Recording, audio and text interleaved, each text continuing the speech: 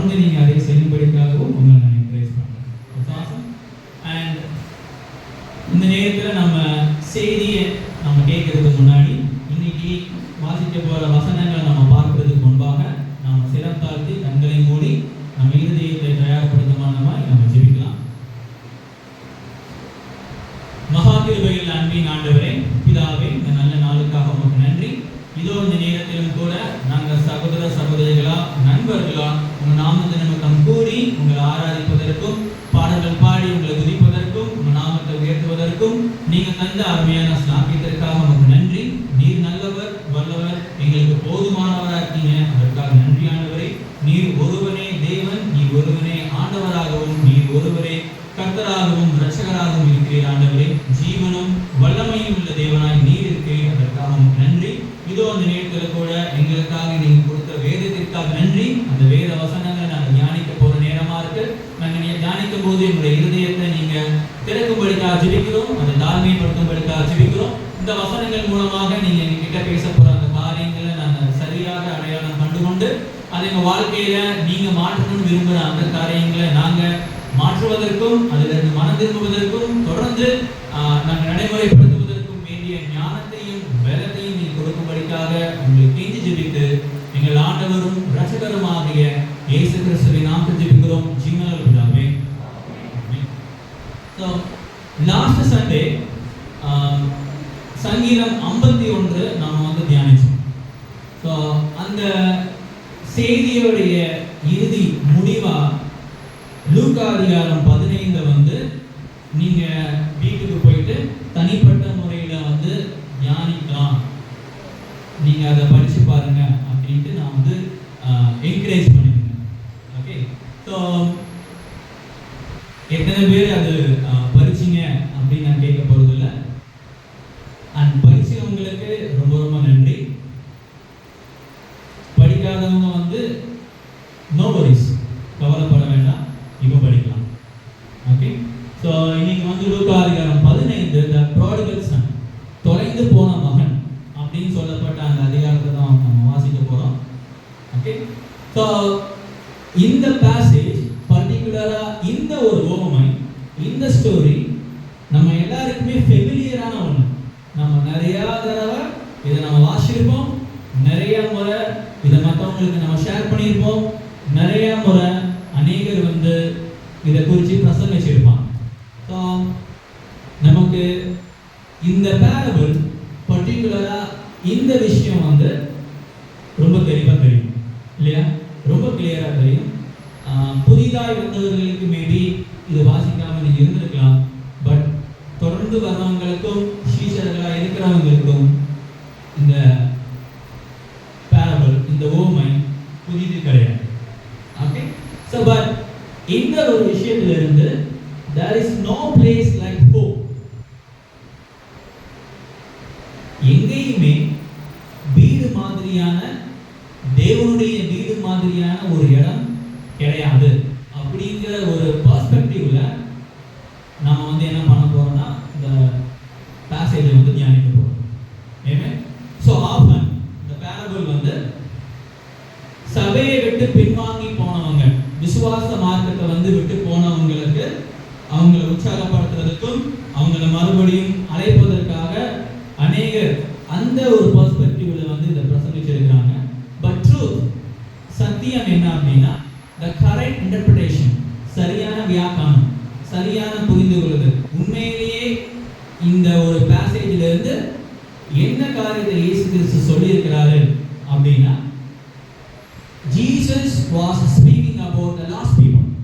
இயேசு கிறிஸ்து இறந்து போனவர்களை பற்றி பேசுறதுக்கான ஒரு ஓமையாய் இதை கொடுத்திருக்கிறார். இது சபையை விட்டு பின்வாங்கி போனவங்களுக்காக மாத்திரம் கிடையாது, யூஸ் பண்ணிக்கலாம். பட் கரெக்ட் இன்டர்பிரேஷன் இது வந்து இறந்து போன நபர்களுக்காக. Okay, for example the Pharisee and the scribe, வேத பாரகர்களும் பரிசேயர்களும் என்ன பண்றாங்க அப்படின்னா, இயேசு ஏன் பாவிகளோட உட்கார்ந்து சாப்பிடுறாரு, அவங்களோட பேசுறாரு அப்படிங்கிற ஒரு, ஏன்னா ஆயக்காரர்களும் பாவிகளும் அவருடைய வசனங்களை கேட்க வர்றப்போ பரிசேயர்களும் வேத பாரகர்களும் இயேசு ஏன் பாவிகளோட உட்கார்ந்து சாப்பிடுறாரு, பாவிகளோட ஃபெலோஷிப்ல இருக்கிறாரு, ரிலேஷன்ஷிப்ல இருக்கிறாரு அப்படின்ட்டு அவரை குறித்து அப்செட் ஆனாங்க. அவங்களுடைய இருதயத்துல இருக்கிற அந்த மதபூர்வமான அந்த காரியங்கள், பாவம் செஞ்சவங்க மேல இருக்கிற அந்த ஒரு பெருமையான மேட்டுமையான மதபூர்வமான அந்த இருதயத்தை கண்டிக்கும் மனமாகி அதை குறித்து அவங்க அந்த இருதயத்தை டீல் பண்ணும் விதமாகவும் இந்த பேரபிள் வந்து பேசுறாங்க. இந்த பேசேஜ்ல, இந்த அதிகாரத்துல ஃபர்ஸ்ட் வந்து தொலைந்து போன ஆடு பத்தி கொடுக்கப்பட்டிருக்கு. எப்படி 1 out of 100, 100 ஆடு இருக்கு, ஒரு ஆடு தொலைஞ்சு போயிடுச்சுன்னா அந்த ஆடை நோக்கி அந்த மேய்ப்பன் போவான். இது ஃபர்ஸ்ட் கொடுக்கப்பட்டிருக்கு. ரெண்டாவதாக the last coin, தொலைந்து போன ஞானம். 10 காயின் அந்த பெண்மணிக்கு இருக்கும், ஒன்று தொலைஞ்சு போயிடும். அந்த ஒண்ணுக்காக அவங்க அதை தேடுவாங்க, நிறைய முயற்சி எடுத்து தேடுவாங்க. தேர்டா தொலைந்து போன மகன், 1 out of 2, 2 பேர்ல ஒருத்தர் தொலைஞ்சு போயிடுவாங்க. அந்த தொலைஞ்சு போன மகனை தேடுற ஒரு ஓமையாய் மூணாவது ஓமையா வந்து சொல்லப்பட்டிருக்கு. கண்டினியூவா ஒரே பர்பஸ்க்காக, ஒரே நோக்கத்திற்காக, ஒரே காரியத்துடைய முக்கியத்துவ வலியுறுத்துறதுக்காக 3 பேரபிளை வந்து இயேசு கிறிஸ்து சொல்றாரு. இங்க 2 மகன்கள், ஒரு மகனை தான் தேட போறாருங்கிறதுக்காக இன்னொரு மகனை அப்படியே விட்டாருங்கிறது கிடையாது. அவருடைய அன்பு 2 மகன்களுக்கும் பொதுவானது. அவருடைய அன்பு 99 ஆடுகளுக்கும் சொந்தமானது. அந்த 9 நாணயங்களும் முக்கியம்தான். தொலைந்து போன அந்த ஒரு விஷயத்தை தேடுறதுக்காக அதிக முயற்சிகளை வந்து தேவன் வந்து எடுக்கிறார். ஸோ இந்த ஒரு விஷயத்தின் மூலமா நம்ம என்ன கற்றுக்க முடியும் அப்படின்னா, every life matters to the Lord. ஒவ்வொரு வாழ்க்கையுமே, ஒவ்வொருத்தருடைய வாழ்க்கையுமே தேவனுக்கு வந்து ரொம்ப முக்கியம். நாம கூட நம்முடைய வாழ்க்கையை குறித்து என்ன வாழ்க்கை, பிரயோஜனம் இல்லை, அற்ப வாழ்க்கை, சொற்ப வாழ்க்கை, ஒன்றும் இல்லை அப்படின்னு நாம நொந்துக்கலாம். பட் ஜீசஸ் அப்படி கிடையாது. ஒவ்வொரு வாழ்க்கையும் ரொம்ப முக்கியம். அண்ட் மோர் ஸ்பெசிஃபிக்கலி உங்களுடைய வாழ்க்கை அவருக்கு ரொம்ப ரொம்ப முக்கியம். உங்களுடைய வாழ்க்கை, என்னுடைய வாழ்க்கை, நான் சொன்ன என்னுடைய வாழ்க்கை இயேசுக்கு ரொம்ப முக்கியம். என்னுடைய நண்பர்களுக்கு முக்கியம் இல்லாமல் போகலாம், என்னுடைய குடும்பத்துக்கு முக்கியம் இல்லாமல் போகலாம், என்னுடைய கணவன் மனைவிக்கு முக்கியத்துவம் இல்லாமல் போகலாம், ஈவன் எனக்கே முக்கியத்துவம் இல்லாமல் போகலாம். பட் தேவனுக்கு, இயேசு கிறிஸ்துவுக்கு அது முக்கியம். எப்படி 99ல ஒரு ஆடு ரொம்ப முக்கியமோ, எப்படி 10 நாணயத்தில் 1 தேடி போன மாதிரி, 2 மகன்கள்ல 1 தொலைஞ்சு போன அந்த மகனை நோக்கி போற மாதிரி ரொம்ப ரொம்ப முக்கியம். தேவனுடைய கிருபை நம்மளை தொடர்ந்து வந்துகிட்டே இணைக்கிறது. ஸோ இந்த ஸ்டோரி வந்து நல்லாவே தெரியும் இல்லையா நம்ம எல்லாருக்குமே. ஓகே, ஸோ ஒரு செல்ஃபிஷான ஒரு டிமாண்டை வந்து அவங்க அப்பா கிட்ட வைக்கிறாரு. சொத்தை எல்லாம் வாங்கிட்டு தூரதேசத்துக்கு போகணும். ரொம்ப ரிபேலியஸா, ஆக்ரோஷமா, நான் இது செஞ்சுதான் ஆகணும், நான் போறேன், சொத்தை பிரிச்சு கொடுங்க அப்படின்னு சொல்லிட்டு வாங்கிட்டு போறாரு. போன அந்த தூர தேசத்துல அவருக்கு நல்ல நண்பர்கள் இருந்தாங்க, அவர் எதிர்பார்த்த மாதிரியான நண்பர்கள் இருந்தாங்க, நல்லா சந்தோஷமா இருந்தாரு. பட் அவர்கிட்ட எல்லாமே பணம் எல்லாம் தீர்ந்ததுக்கு அப்புறம் அந்த நண்பர்கள் எல்லாம் போயிட்டாங்க. அவர் வந்து சாப்பிட்றதுக்கு சாப்பாடு இல்லாம பன்றிகளை மேய்க்கிற அந்த வேலைகளை அவர் வந்து செஞ்சாரு. அந்த தொழுவத்துல பன்றிகளுக்கு வந்து சாப்பாடு கொடுக்கணும். பட் அவர் ரியலைஸ் பண்றாரு, அவர் ரொம்ப உடைஞ்சு போயிட்டாரு, ரொம்ப தனிமையா இருந்தாரு, யாரும் அவரை கவனிக்கிறதுக்கு ஆள் இல்லை. ஃபைனலா அவர் உணரக்கூடியவராக இருந்தாரு. என்னுடைய வீட்டுல அவர் சொல்லுவார் இல்லையா, என்னுடைய வீட்டுல எல்லாருக்கும் நிறைவான சாப்பாடு இருக்கு, நான் வந்து இப்படி இருக்கிறேனே, நான் வீட்டுக்கு போறேன் அப்படின்னு ஒரு முடிவு எடுத்துட்டு அவர் வந்து ரியலைஸ் பண்ணி வீட்டுக்கு வருவார். ஸோ வீட்டுக்கு வரும்போது அவங்க அப்பா வந்து அவர் எதிர்பார்க்கறதை விட ரொம்ப சிறப்பாகவே வெல்கம் பண்ணியிருப்பார். இந்த story, the younger son represent us. அந்த இளைய குமாரன் நம்மளை வந்து குறிக்கக்கூடியவராக இருக்கு. நாம தான் அந்த இளைய குமாரன். பாவம் செய்த எல்லோருமே அந்த இளைய குமாரன். நம்ம யாருமே வீட்டை விட்டு வெளியே ஓடி போகாத அனுபவம் நமக்கு இருக்கலாம். பட் நம்ம எல்லாருமே பாவம் செய்து காயப்படுத்துறதுனால, நபர்களா இன்னைக்கு இருக்கோம். தேவனுடைய பரலோக தந்தையை நம்ம பாவம் செய்து ஒரு ரிலேஷன்ஷிப்பை முறிக்கிறதுனால நம்ம இழந்து போன நபர்களா இன்னைக்கு இருக்கோம். இன்னைக்கு நீங்க இழந்து போன நபர் தான், நான் இழந்து போன நபர் இல்லை அப்படிங்கிற சந்தேகம் யாருக்காவது இருக்கா? If you have sinned, we are lost people. நம்ம பாவத்துல இருந்தோம் அப்படின்னா, if we are in the sin, நம்ம பாவத்துக்குள்ள இருந்தோம் அப்படின்னா நாம இழந்து போன நபர்கள் தான். தேவனோட ரிலேஷன்ஷிப் சரியா இல்லைன்னா நாம இழந்து போன நபர்கள் தான். இதுல மாற்று கருத்து கிடையாது. சபைக்குள்ள இருக்கிறோம், சபைக்கு வெளியில் இருக்கிறோம், doesn't matter. The relationship with God, that's a matter. Amen. So உங்களுக்கும் தேவனுக்கும் இருக்கிற உறவு முறை சரியாக இருந்ததுனால் நீங்க இழந்து போன நபர்கள் கிடையாது. சரியா இல்லை அப்படின்னா இழந்து போன நபர்கள். மேபி எல்டர் பிரதர் மாதிரியான, இங்க இன்னொரு எல்டர் பிரதர் இருக்காரு, மெசேஜோட எண்ட்ல நம்ம அவரை பத்தி பார்க்கலாம். அந்த நபர்கள் போலவும் நாம இருக்கலாம். பட் பிரதர் நம்ம யாரா இருக்கிறோங்கிறது கிடையாது. இன்னைக்கு பார்க்க போற ஒரு காரியம் என்னன்னா, அந்த வீடு, அந்த ஹோம், அந்த வீடு எந்த வீடுக்கும் நிகரா இல்லாத வீடு. மேபி அந்த ஹோமை வந்து காட், ஜீசஸ் அப்படின்னு நம்ம சொல்லலாம். Return to home, return to him. வீட்டுக்கு திரும்புறது வந்து அவர்கிட்ட திரும்புறத குறிக்கக்கூடியதா இருக்கு. ஸோ ஏன் there is no place like home, அந்த வீடு மாதிரி ஏன் வேற இடமே கிடையாது அப்படிங்கிறது தான் நம்ம இன்னைக்கு தியானிக்க போறோம். வசனம் 20 நம்ம வாசிக்கலாம்.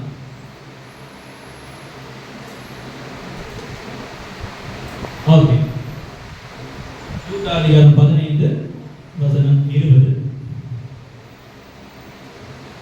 எழுந்து புறப்பட்டு தன் தகப்பனிடத்தில் வந்தான். அவன் தூரத்தில் வரும்போது அவனுடைய தகப்பன் அவனை கண்டு மனதுருகி ஓடி அவன் கழுத்தை கட்டிக்கொண்டு அவனை முத்தம் செய்தான். ஓகே, ஸோ ஏன் அந்த வீடு வந்து வீடு மாதிரி வேற எந்த இடமும் கிடையாது அப்படின்னா, அந்த வீட்டில் there is a loving father இருக்கிறார். ஒரு அன்பு மிகுந்த ஒரு தேவன் இருக்கிறார். ரொம்ப ரொம்ப அன்பு மிகுந்த ஒரு தேவன் அந்த வீட்டில் இருக்கிறதுனால அந்த வீடு போல, அந்த இடம் போல வேறு இடம் கிடையாது. ஓகே, ஸோ இந்த மகன் தூர தேசத்தில் இருக்கும் போதே அவன் மேல அக்கறைப்படுறதுக்கு யாருமே இல்லை அப்படிங்கிற ஒரு ஃபீலிங் வந்து அவருக்கு இருக்கு. பட் எப்போ அவர் வீட்டுக்கு வராரோ, அவர் முதலாவது சந்தித்தது யார?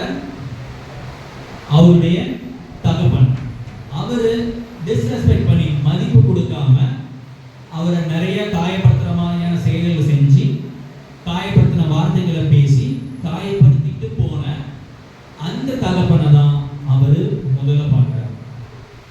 ஓகே, ஸோ இந்த வசனம் டைரக்டா நம்முடைய ஹெவன்லி ஃபாதர் ஜீசஸுடைய கேரக்டரை வந்து வெளிப்படுத்துது. இஸ் a concerned father, ரொம்ப அக்கறையுள்ள ஒரு மகனா இருக்கார். ஓகே, இந்த மகன் வராரு, அவர் பன்றி தொழுவத்தில் வேலை செஞ்சுட்டு இருக்கிறாரு. அவர்கிட்ட கையில காசு இல்லை, சாப்பாடு இல்லை, ரொம்ப தொய்ந்து போனவரா, அழுக்கா, சேரா, அப்படியே வந்து அவர் வரக்கூடியதாக இருக்காரு. அவங்க அப்பாவை பார்த்த அந்த நொடியில அந்த அப்பா என்ன பண்றாரு? ஓடி வந்து அவரை சந்திக்கக்கூடியவராக. ஓகே, ஃபர்ஸ்ட் வீட்டுக்கு வந்தது அவர் பார்த்து நேர்ந்தது யாருன்னா அவருடைய தகப்பன். ஓகே, ஸோ ஃப்ரம் திஸ் தூரத்திலிருந்து அவன் வரும்போது இவர் வேகமா ஓடுறான். ஓகே, அவன் வீட்டில இருந்து போனதுல இருந்து அந்த அப்பா எங்க இருந்திருப்பாரு?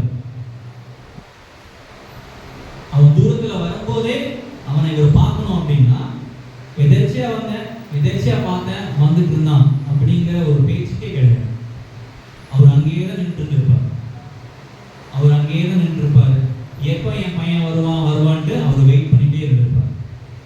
இந்த வழி மேல விழி வைத்தது. ஸோ அந்த மாதிரி அவரு காத்துட்டு தான் இருந்திருப்பார். அவன் போனதுல இருந்து அவருடைய எல்லா நேரத்தையும் அந்த வாசல் படியிலேயே தான் என்ன பண்ணியிருப்பாரு? ஸ்பெண்ட் பண்ணியிருப்பார். அந்த பையன் எங்க இருக்கான்னு அவங்க அப்பாவுக்கு தெரியும். அவன் எப்போ வருவான், என்ன செஞ்சுட்டு இருக்கான்னு அவங்க அப்பாவுக்கு தெரியும். ஆனா அவன் எப்போ வருவான் அப்படிங்கிறத வந்து அந்த டோர் ஸ்டெப்ஸ்லயே இருந்து அவரு வெயிட் பண்ணிட்டே இருக்கிறார். இன்னைக்கு பரலோக தந்தைக்கும் நம்ம என்ன பண்ணிட்டு இருக்கோம், என்ன செஞ்சோம், எங்க இருக்கிறோம்ட்டு அவருக்கு நல்லாவே தெரியும். ஆதாம் ஒளிஞ்சிருந்ததுனால தேவனுடைய கண்ணுக்கு மறைவா இருந்தான் கிடையாது. தேவன் நீ எங்கே இருக்கிறாய் கேட்டதுனால ஆதாம் எங்க இருக்கிறான் அப்படின்னு தேவனுக்கு தெரியாம he knows என்ன பண்ணியிருக்கான்னு தெரியும், என்ன செஞ்சான்னு தெரியும், நம்ம எப்படி இருக்கிறோம், என்ன பண்ணிட்டு இருக்கோம் தெரியும். பட் ஸ்டில் மறுபடியும் நம்ம அவர்கிட்ட வரணும்னு இருந்தா அவருடைய எதிர்பார்ப்பா இருக்கு. ஏன்னா அவருடைய அக்கறை நம்ம மேல மிக அதிகமா இருக்கு. Not only compassionate, not only concern, he also compassionate. அக்கறை உள்ள தேவன் மாத்திரம் கிடையாது, அவர் மனதுருகக்கூடிய தகப்பனாகவும் இருக்கார். ஓகே, ஸோ ஓடி போய் அவர் என்ன பண்றாரு, அந்த மகனை வந்து அவர் என்ன செய்கிறார், அவன் போகும்போது ஏற்படுத்தின காயம் அப்பாவுக்கு மனசுல இல்லை. அவன் என்ன மாதிரியான கலகம் செஞ்சு பிரச்சனை பண்ணிட்டு போனான் அப்படிங்கிற அந்த மெமரியும் அவருக்கு தேவை கிடையாது. எப்போ அந்த தகப்பன் கிட்ட அந்த மகன் வந்தானோ அந்த யதார்த்தத்தை he embrace தழுவக்கூடியவராக இருந்தார் தகப்பன். which means என் பையன் போனா அவன் எப்படி போனா என்ன பண்ணாலும் எனக்கு முக்கியம் கிடையாது. அவன் இப்போ வந்துட்டான், he is safe, அவன் பாதுகாப்பா இருக்கான். ஏன்னா he is with me, he is in my home, அவன் என்னுடைய வீட்டில் இருக்கான், அவன் பாதுகாப்பா இருக்கான். ஸோ அந்த ஒரு விஷயம் தான். பட் இந்த பையன் வரும்போது ஒரு ஒரு தாழ்வு மனப்பான்மையோட அவன் என்னுடைய அப்பா என்ன சொல்லுவாரு அந்த யோசனையை தாண்டி ஒரு வேலைக்காரனா நான் இருப்பேன் அப்படிங்கிற ஒரு தாழ்வு மனப்பான்மையோட தான் வரும். பட் அவனுக்கு எதிர்பார்த்திருந்தது அவனுக்கு கிடைக்கல. அவன் எதிர்பார்க்காத விதத்துல ஒரு உற்சாகமான வரவேற்பு தகப்பன்ட்ட இருந்து கிடைச்சது. So let me ask you, why all the excitement? அந்த தகப்பன் கிட்ட ஏன் இவ்வளவு உற்சாகமா இருந்தது? ஏன்னா அவரு ஓடி போறார், கட்டி பிடிக்கிறார், கண்டினியூவா ரிப்பீட்டடா கிஸ் பண்றார், ரொம்ப எக்ஸைட்மெண்டா இருக்கு. யாராவது ரொம்ப எக்ஸ்ட்ரீம் எக்ஸைட்மெண்டா இருந்தா துள்ளி குதிப்போம் இல்லையா, அங்கிட்டு இங்கிட்டு ஓடுவோம் இல்லையா, அந்த மாதிரி அவர் என்ன பண்றாரு, ரொம்ப எக்ஸைட்மெண்டா இருக்கு. ஏன் இவ்வளவு எக்ஸைட்மெண்ட்? அவன் ரொம்ப நாள் அவர் விட்டு போனால வலி வேதனையோட சமைச்சிருப்பாரு. பார்க்கும்போது ரொம்ப ஹாப்பியா இருக்கும், ரொம்ப ஹாப்பியா இருக்கும்.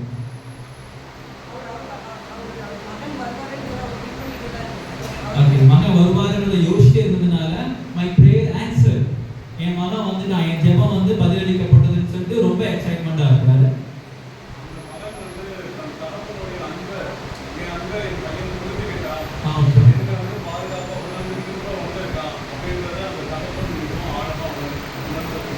That's awesome. Great answer. Brother.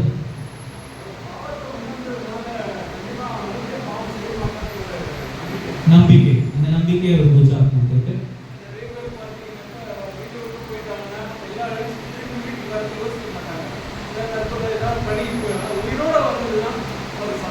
Okay பாதுகாப்பா வந்துட்டான், இன்னும் பாதுகாப்பான இடத்துக்கு வந்துட்டான் அப்படிங்கிற ஒரு excitement. Jeffrey, that love, awesome brother. Finally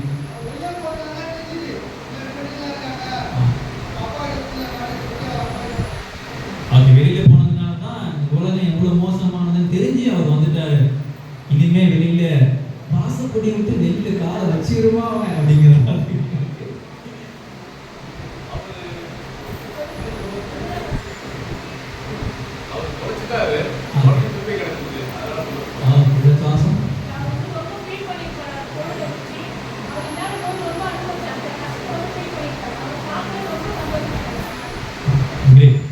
உண்மைதான். ஃபைனலி சாரி அன்பை வந்து அவர் புரிஞ்சுக்கணும். ஸோ எப்போ இந்த மகன் வீட்டை விட்டு போனதுல இருந்து இந்த மகனுடைய அந்த மகன் மேல இருக்கிற அவருடைய அக்கறை அவர் வந்து மைண்ட்ல இல்லை, ஒரு ஹார்ட்ல இருக்குது. Okay, he carried his son in his heart. Okay, வெளியில போனதுல இருந்து அவருடைய இருதயத்துல வந்து அவருடைய மகனை வந்து அதிகமா நினைச்சிருக்காரு. ஸோ இந்த கேள்விக்கு, இந்த எக்ஸைட்மெண்ட்டுக்கு ரீசன் என்னன்னு நம்ம நிறைய பதில்கள் நம்ம சொல்லலாம்.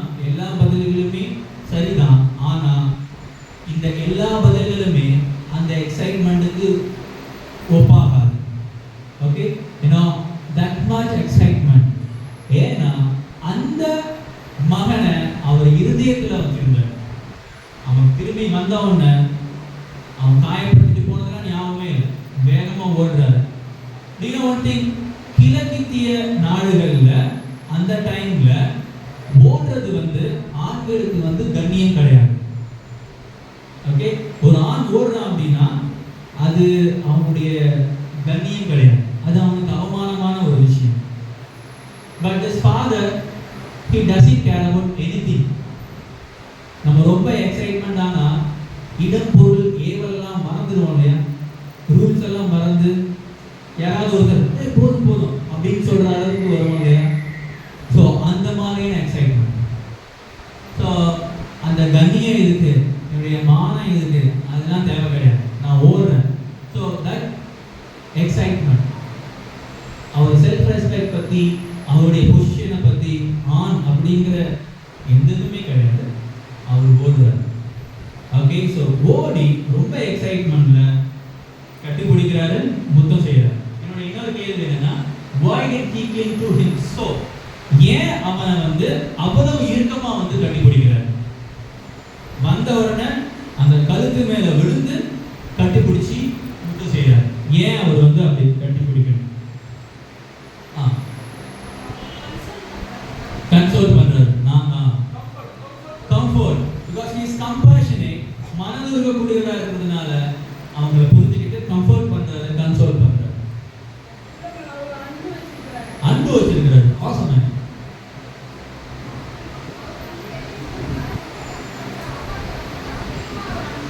அன்பு செய்யறாரு அதிகமா, புது நம்பிக்கை கொடுக்கிறாரு.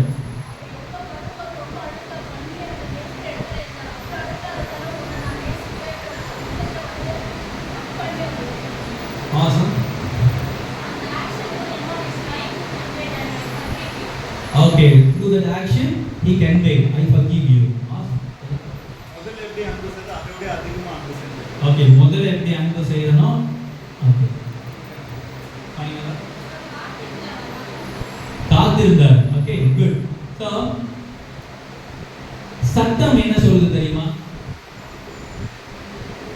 பைபிள்ல பழைய ஏற்பாட்டுல சட்டம் என்ன சொல்லுது?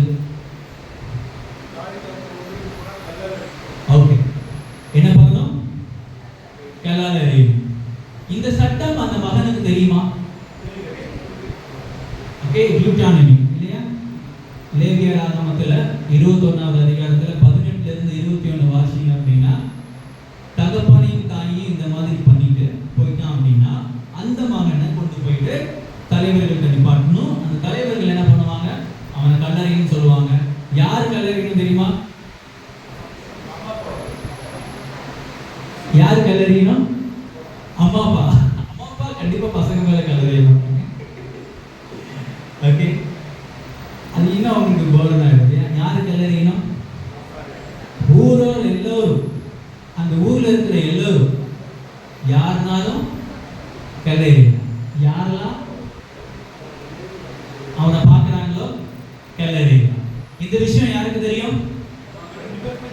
அவன் வரும்போது எவ்வளவு பயத்துல வந்திருப்பான், அந்த சிட்டிக்குள்ள வரும்போது ரொம்ப பயத்தோட வந்திருப்பான். அவன் வரும்போது எத்தனை பேர் அவனை பார்த்துருக்கலாம்? நிறைய பேர் பார்த்துருக்கலாம். ஓகே, ஸோ வரும்போது கட்டி பிடிச்சிட்டாரு அப்படின்னா அப்பா என்ன பண்றாரு? ப்ரொடெக்ட் பண்றாரு. யாராவது கல் எறிஞ்சா அந்த கல் யார் மேல படும்? அப்பா மேல. ஓகே, ஸோ இந்த விஷயத்தை தான் இயேசு கிறிஸ்து நமக்கு பண்ணியிருக்கிறார். பாவம் செஞ்சுட்டு போன நம்ம அகைன் அவர் சிலுவையில அவரு நம்மளை அணைச்சதுனால கல்லெறி நம்ம மேல விழுது.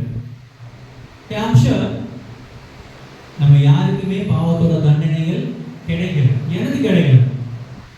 ஏன்னா இயேசு கிறிஸ்து நான் மனம் திரும்பும் போது என்னை கட்டி அணைச்சதுனால எல்லா கற்களும் அவர் மேல பட்டது. And this is true. அவன் வந்தா ஊரோர் எல்லோரும் அவனை கல்லெறியணும். அப்பா அன்புனால கட்டி பிடிச்சிருப்பார். நீங்க சொன்ன எல்லா விதத்திலையும் அவருக்கு இருந்திருக்கும், எல்லா நோக்கமும் இருந்திருக்கும். பட் ரொம்ப கவனமா யாரும் அவன் மேல கல்லெறிய கூடாதுன்னு அவர் கட்டி பிடிச்சிருந்திருக்கலாம். ஸோ ஸ்டில் நம்ம தண்டனை கிடைக்கலன்னா அந்த சிலுவையில தேவன் நம்மளுக்கு அங்கே மறித்து த்ரூ தட் நம்மளை வந்து கட்டி பிடிச்சதுனால தான்.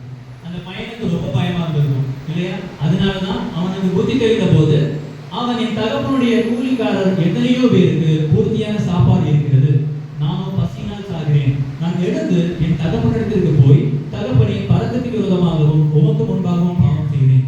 இனிமேல் உம்முடைய குமாரன் என்று சொல்லப்படுவதற்கு நான் பாத்திரம் அல்ல, உம்முடைய கூலிக்காரரில் ஒருவனாக என்னை வைத்துக் கொள்ளுவீங்க என்று சொல்லி பயம் இருக்கு. அதே நேரத்தில் நான் என் அப்பாவை ரொம்ப ஹர்ட் பண்ணிட்டேங்கிற ஒரு வருத்தமும் இருக்கு. ஒரு கூலிக்காரர்ல ஒருத்தரா என்ன வச்சிருங்க. கூலிக்காரர், இந்த கூலிக்காரர் அடிமையோட கீழே இருக்கிறவங்க. அடிமைகள் அந்த காலத்துல குடும்பத்துல ஒரு நபரை கருதப்படுவாங்க. ஆனா கூலிக்காரர்களை வந்து எந்த டைமும் வேலையை விட்டு தூக்கிடலாம், கொஞ்சம் இடம் கொடுங்க, அந்த மைண்ட் செட் தான். அண்ட் நீங்க போக சொன்னா நான் போயிடலாம் அப்படிங்கிற ஒரு மைண்ட் செட். கூலிக்காரரை நான் வச்சிருக்கேன். ஸோ கூலிக்காரர்களுக்கு அவ்வளோ ரெஸ்பெக்ட் கிடையாது. ஓகே, ஸோ மறுபடியும் அனுப்பிடுவாருங்கிற பயமும் அவருக்கு இருந்தது. ஓகே, ஸோ அந்த உரிமையை கொடுக்குறாரு. கூலிக்காரராக என்ன வச்சுக்கீங்கன்னு நான் சொல்லுவேன் அப்படின்னு சொல்றாரு. பட் அவர் வந்தவங்க அவருக்கு காத்திருந்தது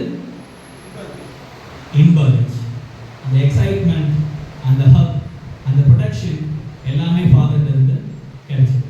ஓகே, ஸோ அதனால அந்த வீடு சிறப்பான ஒரு வீடு. வேற எந்த பிளேஸும் அதுக்கு இடம் கிடையாது. ஸ்டில் நம்ம இழந்து போனதுகளாக தான் இருப்போம் அப்படின்னா அந்த பாதுகாப்பு கிடையாது. ஸ்டில் அந்த பாவத்திலேயே தான் இருப்போம் அப்படின்னா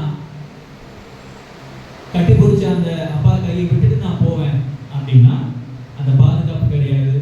ஒவ்வொரு எல்லோரும் கல்லறையிறதுக்கு காத்து கொண்டிருப்பார்கள். ஆமென்.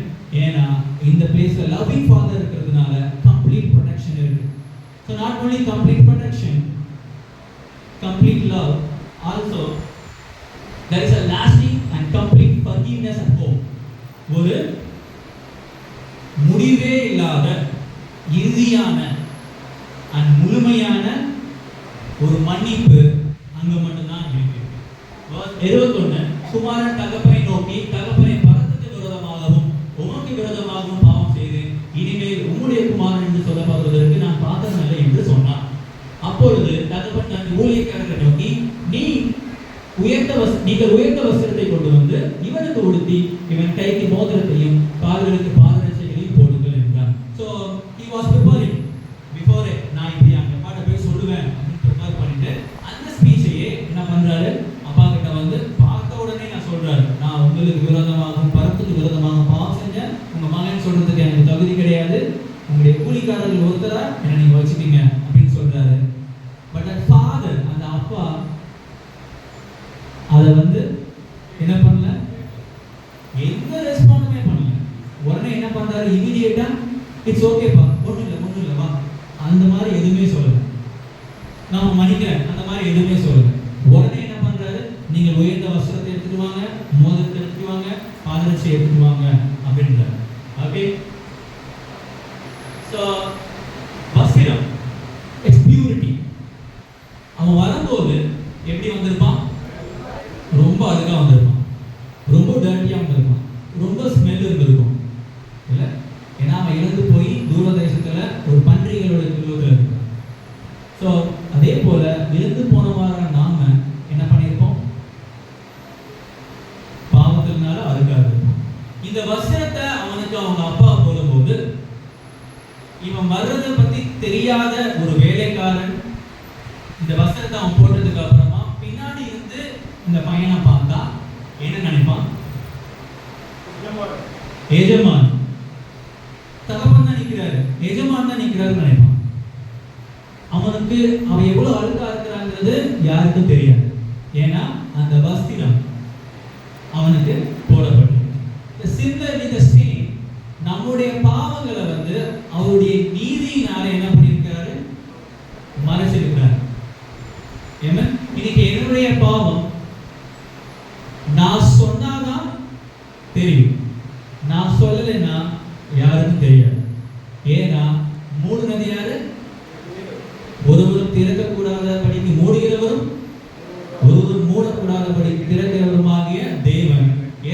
மூடியிருக்கிறாருன்னா நீதிங்கிற வஸ்திரம், அந்த வஸ்திரத்தை வச்சு மூடியிருக்கிறார். சரி, இந்த வஸ்திரத்தை வச்சு நாம் அதுக்கெல்லாம் யாருக்குமே தெரியாது. எஜமான் தான் நிற்கிறாரு தான் எல்லாரும் நினைப்பாங்க. இப்போ இன்னைக்கு என்னுடைய பாவங்களை யாரு கண்ணுக்கும் தெரியாத மாதிரி அவருடைய நீதி மூடி இருக்கு. உங்களுடைய பாவங்களும் வேற யாரு கண்ணுக்கும் தெரியாத வண்ணம் அவருடைய நீதி மூடி இருக்கு. யாருமே அதை ஒன்றும் பண்ணவே முடியாது. இந்த அப்பா போட்ட அந்த வஸ்திரத்தை மூத்த குமாரன் வந்தா கூட கலட முடியாது இல்லையா? அதிகாரத்துக்கு உட்பட்டவங்க, எப்பேற்பட்ட அதிகாரத்துக்கு உட்பட்டவங்க வந்தா கூட கலட்ட முடியும். அந்த வஸ்திரம் it's purity. He make us purity. Privilege. மோதிரம். ஓகே, சோ அப்பாவுடைய அந்த ஒரு மோதிரத்தை அணியும் போது அப்பாவுக்கு இருக்கிற அதிகாரம் இந்த மகனுக்கு. அப்பா சார்பாக அவன் பேசலாம், அப்பா சார்பாக அவன் கட்டளையிடலாம், அப்பாவுக்கு இருக்கிற எல்லா விஷயங்கள் மேலும் இவனுக்கு அதிகாரம் இருக்கு, இவன் ஆக்சஸ் பண்ணிக்கலாம். ஓகே, privilege, அந்த வாய்ப்பு. The same, we are sharing His glory. அவருடைய மகிமையை நம்ம ஷேர் பண்றோம். நாம படிச்சிருக்கோம், அவர் வரும்போது இயேசு கிறிஸ்து போலவே நாம் இருப்போம் அப்படின்னு. ஆமென். சோ இது வாய்ப்பு. நாம இழந்து போன அந்த மகிமையை நமக்கு கொடுக்கிறது இந்த மோதிரம். அந்த மகனுக்கு அந்த அப்பா கொடுக்கிற ஒரு மோதிரம், எக்ஸ் பிரிவிலேஜ். அது ரிங் கிடையாது, எக்ஸ் பிரிவிலேஜ். மறுபடியும் வீட்டுக்கு வந்த எல்லாருக்குமே அந்த வாய்ப்பு இருக்கு. You can share His glory. அவருடைய மகிமையை நாம என்ன பண்ணலாம்? எல்லா மகிமையும் அவருக்கு தான் உரியது. ஆனா அவருடைய மகிமையை நமக்கு தருகிறார். அவர் தான் தரணும், நம்ம எடுத்துக்க முடியாது. But He is willing to give and He is ready to give anytime. எந்த புலத்து சாரணியும் இல்லாம, எந்த ஆர்கியூமெண்ட் இல்லாம, இமீடியேட்டா. ஆமென். எந்த கான்வர்சேஷன் கூட இல்லாம, இந்த ரியலான அந்த ரிப்போர்ட்டன்ட் ஹார்ட் இருந்தா மாத்திரமே உடனே நமக்கு இந்த பொசிஷன், இந்த ஸ்லிப்பர், அந்த பாதரட்சை. சோ அந்த மகன் வரும்போது என்ன ஒரு அடிமையா கூட கிடையாது. என்ன பண்ணுங்க, ஒரு கூலிக்காரனா வச்சுக்கீங்க அப்படின்னு சொன்னாங்க. அப்பா, நீ கூலிக்காரனும் இல்லை, நீ அடிமையும் இல்லை, நான் உனக்கு ஸ்லிப்பர் தரேன். ஸோ தட் நான் உன்னுடைய பொசிஷனை நான் உனக்கு சொல்றேன், உன்னுடைய இடத்த நான் சொல்றேன். அடிமைக்கு ஸ்லிப்பர் கிடையாது. அவங்க செருப்பு அடிமைகள் அணிய மாட்டாங்க. ஸோ பாதரட்சை போடும் பொழுது உன்னுடைய நீ கூலிக்காரனும் கிடையாது, அடிமையும் கிடையாது. ஸோ அவனுடைய இறுதியத்தை அவனுடைய தாழ்வு மனப்பான்மையை, குற்ற மனப்பான்மையை he was dealing through his action. அவருடைய கிரியை மூலமா அவர் பாதரட்சையை போடுறதுனால அவனுடைய பொசிஷன் நீ என்னுடைய பையன். நிறைய டைம்ல நான் ஒரு மனம் திரும்பின கிருபையினால ரட்சிக்கப்பட்ட பழைய பாவி அப்படிங்கிற ஒரு மனநிலை நமக்கு இருக்கலாம். நான் மிகப்பெரிய பாவி, பழைய பாவி, நான் என்ன பண்ணியிருக்கேன், இப்போ கிருபையினால ரட்சிக்கப்பட்டு ஒரு புது மனுஷனா இருக்கேன் அப்படிங்கிற ஒரு ஸ்டேட்மெண்ட் நமக்குள்ள இருக்கலாம்.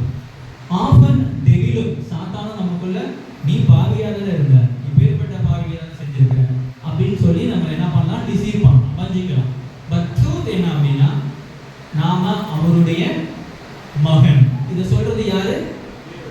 தேவன். தேவன் மாத்திரமே சொல்ல முடியும். தேவன் அதை மட்டும்தான் சொல்கிறார். நாம அவருடைய மகன். யாரு அதை பத்தி மாத்தி சொன்னாலும் நம்மளே ஏற்றுக்கலாம் கூட அந்த சத்தியம் மாறும். ஃபாதர் அவனுடைய பொசிஷனை ஸ்லிப்பர் கொடுக்கிறது மூலமா என்ன பண்றாரு, அவருக்கு உணர்த்துறாரு. ஆமென். Awesome. So how do you feel about it? இத பத்தி நீங்க என்ன ஃபீல் பண்றீங்க? The protection and the complete forgiveness. இதுதான் complete forgiveness. Even என்னுடைய பாவத்தை நான் வெளியில சொன்னா கூட அநேகர் அதை குறித்து என்ன அசிங்கமாய் உணர மாட்டாரு. என்னுடைய பாவத்தை நான் வெளிப்படையா சொல்றேன் அப்படின்னா யாரும் என்ன பண்ண மாட்டாங்க, அசிங்கமா இது கீழே தண்ணி நினைக்க மாட்டாங்க. ஏன்னா என்னால கிடையாது, நான் ப்ரீச் பண்றேன், கிரியினால கிடையாது, தேவன் மன்னிச்சதுனால. ஈவன் ஒவ்வொரு டைமும் நீங்க பாவம் பத்தி நீங்க மற்றவங்களுக்கு சொல்லிக் கொடுக்கும் போது உங்க பாவத்தை குறித்து மற்றவங்க நீங்க பகிர்ந்து கொள்வீங்க. நீங்க கேட்டு பாருங்க, நான் என் பாவத்தை குறித்து உங்ககிட்ட சொன்னால என்னை பத்தி நீங்க என்ன நினைக்கிறீங்க, அது ஒரு ஃபீல் பண்றீங்களா அப்படின்னு கேட்டீங்கன்னா அவங்க அப்படி ஃபீல் பண்ண மாட்டாங்க.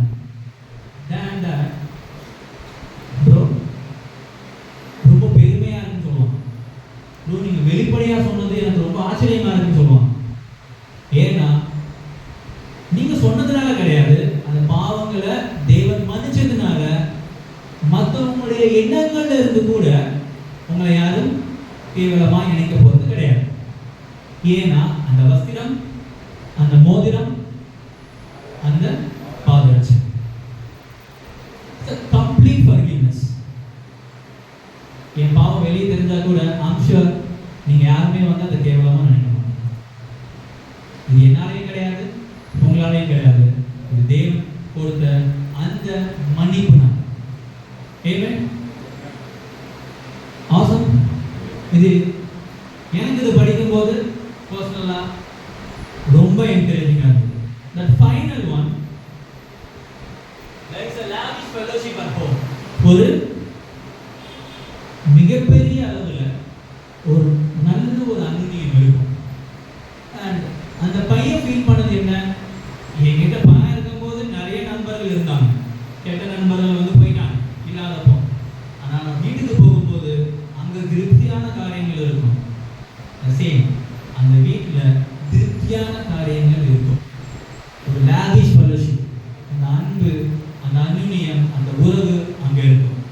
ஸோ இந்த ஃபாதர் வந்து என்ன செய்ய சொல்றாரு, வசனத்தை சொல்லுது, கொழுத்த கன்றை கொண்டு வந்து அடியுங்கள், நாம் புசித்து சந்தோஷமா இருப்போம். கொழுத்த கன்று. ஸோ அந்த கொழுத்த கன்று எதுக்கு அப்படின்னு உங்க எல்லாத்துக்குமே தெரியும். ஒரு ஸ்பெஷலான கெஸ்ட் வந்திருக்காங்க அப்படின்னா கொழுத்த கன்று அடிப்பாங்க. நார்மலாக அடிக்க மாட்டாங்க. ஸ்பெசிஃபிக்காக இந்த மாதிரியான ஃபெஸ்டிவலுக்கு, செலிப்ரேஷனுக்குன்னே அந்த மாதிரி நல்லா ஊட்டம் கொடுத்து நல்லா வளர்த்துருப்பாங்க. ஸோ அந்த ஸ்பெசிஃபிக்கான ஒரு விஷயத்தை அடித்து ஃபெஸ்டிவல் ரெடி பண்ணுங்க. ஏன்னா என் மகன் வந்து மரித்தான், மறுபடியும் உயிர்தான், காணாமல் போனான், திரும்பவும் காணப்பட்டான், அப்படி அவர்கள் சந்தோஷப்பட தொடங்கினார்கள் அப்படின்னு சொல்லுவாங்க. ஸோ ஃபாதர், நான் அவனோட நிறைய டைம் ஸ்பெண்ட் பண்ண போகிறேன், நான் அவனோட இருக்க போகிறேன், இனிமேல் நான் தனியாக இருக்க போகிறது கிடையாது, என் பையனோட இருக்க போகிறேன். அந்த ஃபெல்லோஷிப், அந்த பையனும் தகப்பனோடு இருக்க போகிறான். அந்த லாகிங் ஃபெல்லோஷிப் வீட்டில் இருக்கு. யாருமே தேவன் ஏங்குற விதமாய் உங்களுடைய உறவுக்காக ஏங்க போறது கிடையாது இந்த உலகத்தில். தேவன் மட்டுமே அப்படி உங்களுடைய உறவுக்காக, உங்களுடைய அன்புக்காக ஏங்கக்கூடியவராக இருக்கிறார். தாய் போல அன்பு, தந்தை போல நேசம் சொல்லலாம். ஏன் அதுனா, தாய்க்கு நிகரா தேவனுடைய அன்பு கிடையாது, தந்தைக்கு நிகரா தேவனுடைய அன்பு கிடையாது, அதை விட அதிகமானதுதான்.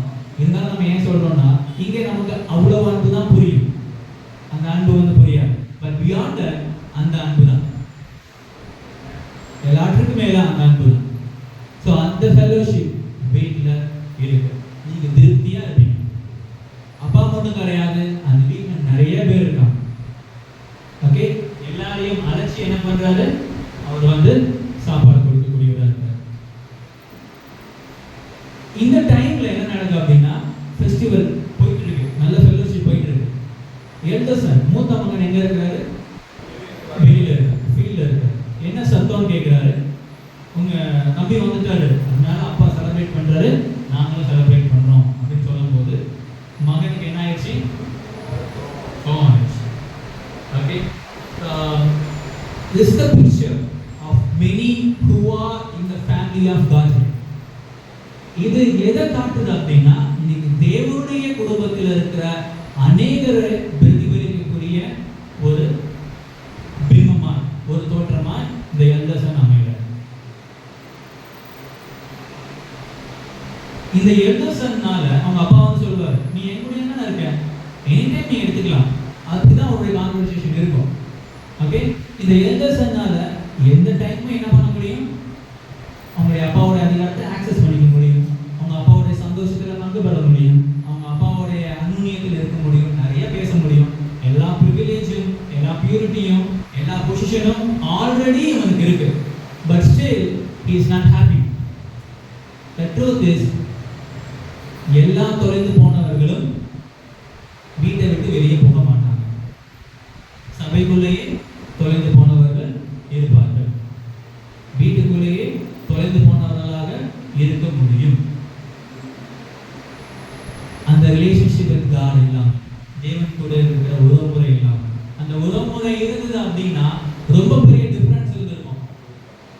அவங்க அப்பா கூடயே என்ன பண்ணியிருப்பான், இந்த மகனும் வாசல் படியில் நின்றுருப்பான். அவன் வரும்போது இந்த மகனும் அப்பா பின்னாடியே ஓடி இருப்பான். இந்த வஸ்திரத்தையும் இந்த மோதிரத்தையும் இந்த பாதரட்சையும் எடுத்து வந்ததே இந்த மூத்த மகனாக தான் இருந்திருப்பான். செலிப்ரேஷன் பண்றதுக்கு அந்த கொடுத்த கட்டை தூக்கிட்டு வந்து கொடுத்ததே மூத்த மகனாக தான் இருந்திருப்பான். அந்த மூத்த மகனுக்கும் அப்பாவுக்கும் ஒரு நல்ல ரிலேஷன்ஷிப் இருந்தது. ஸோ அன்பார்ச்சுனேட்லி அப்படி இல்லை. Okay, so now we can understand வேத பாரகரும் பரிசேயர்களுக்கும் ஏன் இந்த காரியத்தை இயேசு சொல்றாரு.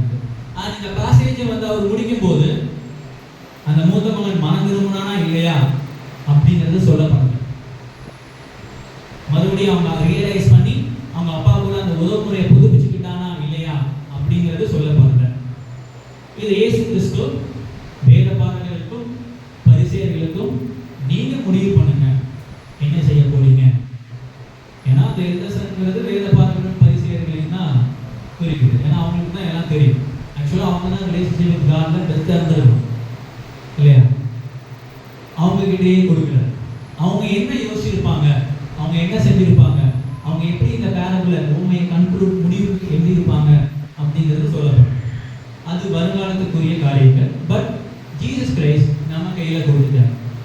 முடிவு எப்பொழுதுமே நாம் எடுக்கணுங்கிறது அவருடைய விருப்பமா இருக்கு. ஏன்னா வீட்டில் முழு சுதந்திரம் இருக்கு. ஓகே, ஸோ நான் இது எப்படி நம்ம வாழ்க்கையில வந்து சேலஞ்சிங்கா நம்ம எடுத்துக்க முடியும், எப்படி வந்து நம்ம சேலஞ்சிங்கா எடுத்துக்க முடியும். சபையை விட்டு விசுவாச மார்க்கத்தை விட்டு வெளியில போனவங்க அகைன் இந்த இடம் மாதிரி தேவன் மாதிரி யாருமே கிடையாது. தேவனுடைய வீடு மாதிரி எந்த இடமே இருக்க போறது கிடையாது. ப்ரொடெக்ஷன் இருக்கு, முழுமையான மன்னிப்பு இருக்கு. நீங்க கன்ஃபஸ் பண்ண வேண்டியதே கிடையாது. ரியலைஸ் பண்ணி அப்பா கிட்ட பேசும்போது என்ன பண்ணிடுவாரு, அவர் மன்னிக்கிறதுக்கு தேவன் அப்பா தயாராக நீங்க இருக்கிறாரு. மறுபடியும் உங்க ஸ்தானத்துல கொண்டு போய் விடுறதுக்கும் அவர் தயாராக நீங்க இருக்கிறார். அண்ட் சபைக்குள்ள இருக்கும்போது இன்னும் தேவனோட இருக்கிற உறவுமுறை நமக்கு சரியா இல்லை அப்படின்னா நாம இழந்து போன நபர்கள். நம்மளால சந்தோஷப்பட முடியாது, நம்மளால பொறாமப்பட முடியும், நம்மளால சமாதானமா இருக்க முடியாது, நம்மளால எப்படி இருக்க முடியும், எரிச்சலோட தான் இருக்க முடியும். நம்மளால் ஒற்றுமையா இருக்க முடியாது. ஒற்றுமையை குலைக்கிறதுக்கு always second opinion, third opinion, trouble மேக்கராக தான் இருக்க முடியும். நம்முடைய ஏதர் சன் மாதிரி நாம் இருந்தோம்னா ரியலைஸ் பண்ணி அகைன் அவங்களும் தேவன் கிட்ட வர முடியும். ஏன்னா அப்பா போயிட்டு அவன் வருந்தி அழைச்சாருன்னு சொல்லப்பட்டிருக்கு. கம்பல் பண்ணி வா வா வான்னு அவன் தொங்கி அழைக்கிறார். That much for Jesus still taking. சர்ச்சுக்குள்ள இருக்கிறவங்க இம்பார்ட்டன்ட் கொடுக்கலன்னு கிடையாது. எந்த இம்பார்ட்டன்ட் தொலைந்து போனவங்களுக்கோ அதே இம்பார்ட்டன்ட்.